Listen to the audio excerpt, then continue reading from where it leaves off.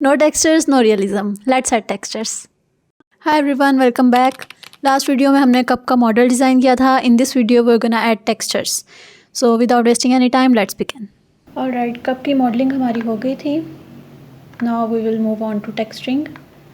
यहाँ पे मैंने आपको बताया था ये वायर फ्रेम मोड है, हमारा सॉलिड मोड है और ये थर्ड पे जो है हमारा मटेरियल प्रीव्यू है. मटेरियल्स ऐड करने के लिए हम मटेरियल प्रीव्यू में जाएंगे, कप को सिलेक्ट करेंगे. यहाँ राइट साइड पे आपको यहाँ पे एक ऑप्शन मिलेगी मटेरियल्स की. आपको नज़र आ रहा होगा ये रेड वाला आइकन है, ये मटेरियल्स के लिए. आप इस पर क्लिक करेंगे, अपना ऑब्जेक्ट सेलेक्ट करेंगे and you will just press the new button. Click कर देंगे, हमारा मटेरियल ऐड हो गया. अब हमने बेस कलर में जाना और यहाँ से आप चाहें तो आई ड्रॉपर से भी ले सकते हैं या फिर मैनुअली अपना जो मटेरियल है उसका कलर सेलेक्ट कर सकते हैं. चीज़ों को थोड़ा सा सिंपल रखने के लिए हम ये आई ड्रॉपर टूल लेंगे और इस कप से हम कलर पिक कर लेंगे. थोड़ा सा कलर डार्क लग रहा है, आप इसको थोड़ा सा लाइटर शेड में ले जाएं इस तरह से.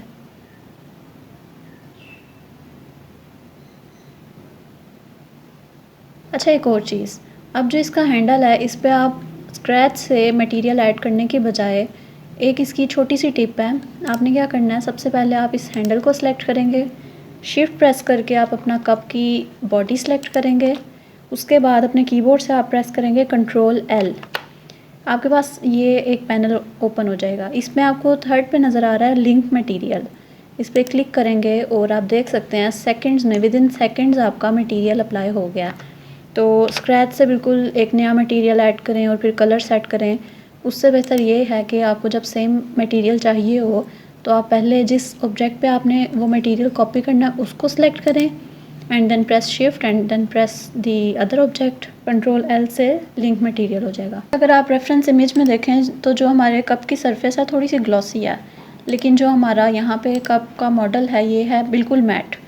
तो इसके लिए हम थोड़ी सी यहाँ पे ट्विकिंग कर सकते हैं. इसकी मेटालिक की वैल्यू थोड़ी सी इंक्रीज़ कर सकते हैं, थोड़ी रफनेस कम कर सकते हैं.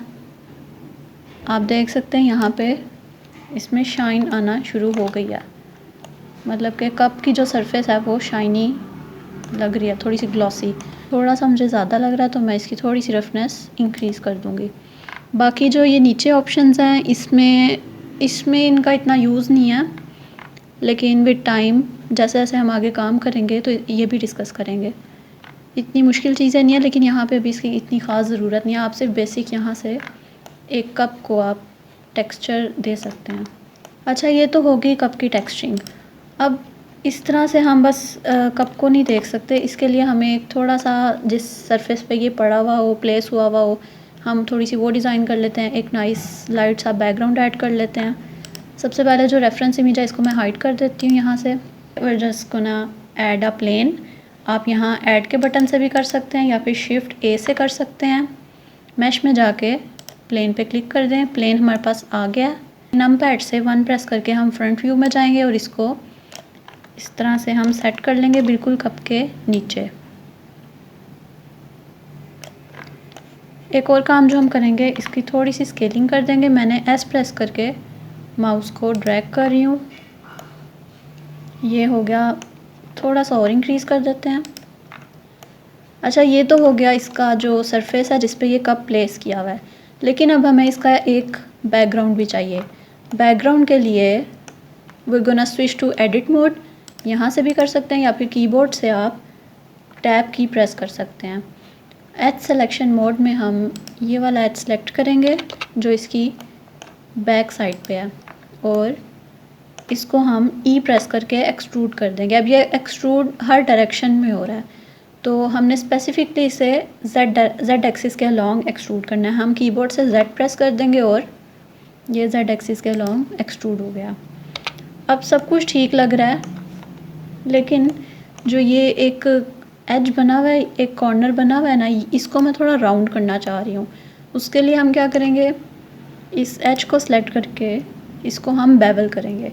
Ctrl+B अपने कीबोर्ड से और माउस को ड्रैग करेंगे. अपने स्क्रॉल व्हील से हम सेगमेंट्स ऐड करेंगे. जितने ज़्यादा सेगमेंट्स होंगे उतना ज़्यादा स्मूथ होगा और लेफ़्ट क्लिक करके इसको लॉक कर देंगे। अब अगर आप वापस ऑब्जेक्ट मोड में जाएं तो ये कुछ इस तरह से नज़र आ रहा है। अच्छा, इसको अगर आप जूम करके देखें ना, इसमें आपको ये लाइंस जो एजेस हैं वो नज़र आ रहे हैं। इसको फिक्स करने के लिए आप राइट क्लिक करेंगे और शेड स्मूथ पे क्लिक कर देंगे। अब ये बिल्कुल स्मूथ हो गया। अच्छा, अब मैं इस बैकग्राउंड पे भी थोड़ा सा कलर ऐड करना चाह रही हूँ। बिल्कुल वाइट प्लेन अच्छा नहीं लग रहा। इसके लिए हम न्यू मटेरियल ऐड करेंगे इसमें, और कलर को कोई भी अपनी मर्ज़ी का हम कुछ रख सकते हैं। इसको बिल्कुल थोड़ा सा पेस्टल में अगर लाइट पिंक भी हो जाए, आई थिंक ये लाइट सा पिंक ठीक है। अच्छा, अब यहाँ पे काम करते हुए अगर तो आपको ये जो इसका ग्रिड है और एक्सिस की जो ये आपको लाइंस दी हुई हैं, ये अगर आपको अनॉय कर रही हैं या फिर डिस्ट्रैक्ट कर रही हैं, यहाँ से आप इसको ऑफ़ भी कर सकते हैं। यहाँ पे आप अपना कर्सर लेके आएंगे तो शो ओवरलेज आपको लिखा हुआ आएगा नज़र। इसको डिसेबल कर दें तो ये सब कुछ रिमूव हो जाएगा। अच्छा, अभी तक हमने अपने जो 3D व्यू पोर्ट है इसमें लाइट्स और कैमरा ऐड नहीं किया, लेकिन फिर भी आप देख रहे हैं यहाँ पे लाइट और शेडो है। कप का शेडो इस साइड पे, लेफ़्ट साइड पे बन रहा है। ये क्यों है? क्योंकि ब्लेंडर में बाय डिफ़ॉल्ट ही हमारे पास एक इन्वायरमेंट क्रिएट होता है, उसमें लाइट्स भी होती हैं और इन्वायरमेंट भी क्रिएट हुआ होता है। आप देख लें यहाँ पे कप पे इवन के वो रिफ़्लेक्ट भी हो रहा है। कुछ ट्रीज़ और इस तरह का एक नेचुरल सा इन्वायरमेंट होता है। आपको रेंडर व्यू में कुछ नज़र नहीं आएगा, इसके लिए आपको लाइट्स और कैमरा ऐड करना पड़ेगा। ये हो गई हमारी टेक्सचरिंग।